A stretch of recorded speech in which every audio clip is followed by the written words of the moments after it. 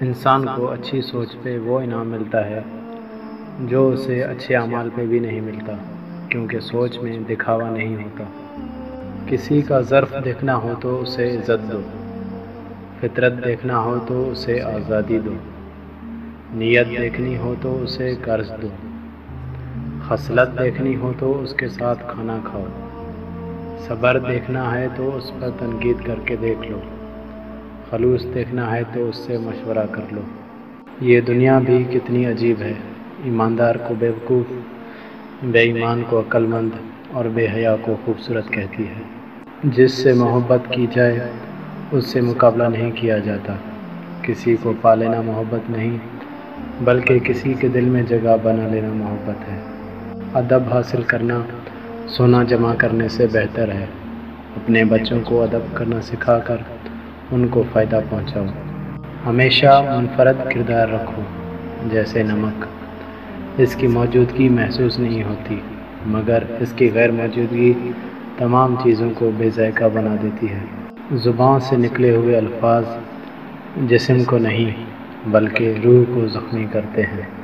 اگر کوئی تم سے جلتا ہے تو بجائے غصہ ہونے کے ان کی جلن کی قدر کرو، کیونکہ یہ وہی لوگ ہیں جو تمہیں خود سے بہتر سمجھتے ہیں۔ کبھی تم دل سے دوسروں کے لیے دعا مانگ کر دیکھو، تمہیں اپنے لیے دعا مانگنے کی ضرورت نہیں پڑے گی۔ نماز کی فکر اپنے اوپر لازم کر لو، خدا کی قسم دنیا کی فکر سے آزاد ہو جاؤ گے اور کامیابی تمہارے قدم چومے گی۔ لوگوں کو اسی طرح معاف کر دیا کرو جیسے تم خدا سے امید رکھتے ہو کہ وہ تمہیں معاف کر دے گا۔ اچھے وقت سے زیادہ اچھا دوست عزیز رکھو، کیونکہ اچھا دوست برے وقت کو بھی اچھا بنا دیتا ہے۔ جو شخص تم پر غصہ کرے مگر پھر بھی تعلق ختم نہ کرے، وہ برے وقت میں تمہارا سچا ساتھی ہے۔ غصہ ایک خنجر ہے جو انسان اپنے ہی پیٹ میں گھونپ دیتا ہے۔ دوسروں کی خطاؤں پہ اپنے آپ کو سزا دینے کا نام غصہ ہے۔ حضرت علی رضی اللہ تعالیٰ عنہ سے پوچھا گیا کہ کیسے پتہ چلے گا کہ کون کتنا قیمتی ہے؟ آپ رضی اللہ تعالیٰ عنہ نے فرمایا، جس میں جتنا زیادہ احساس ہوگا وہ اتنا ہی زیادہ قیمتی ہوگا۔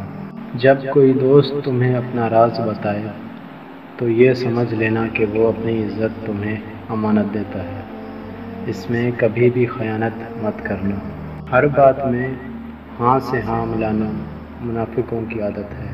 انسانیت بہت بڑا خزانہ ہے، اسے لباس میں نہیں انسان میں تلاش کرو۔ کسی کو تم چاہو اور وہ تمہیں ٹھکرا دے، یہ اس کی بد نصیبی ہے، تمہاری نہیں۔ اور تم اسے زبردستی اپنا بنانا چاہو تو یہ تمہارے نفس کی ذلت ہے۔ لوگوں کے عیبوں سے اس طرح غافل ہو جاؤ جیسے سوتے وقت تم دنیا سے غافل ہو جاتے ہو۔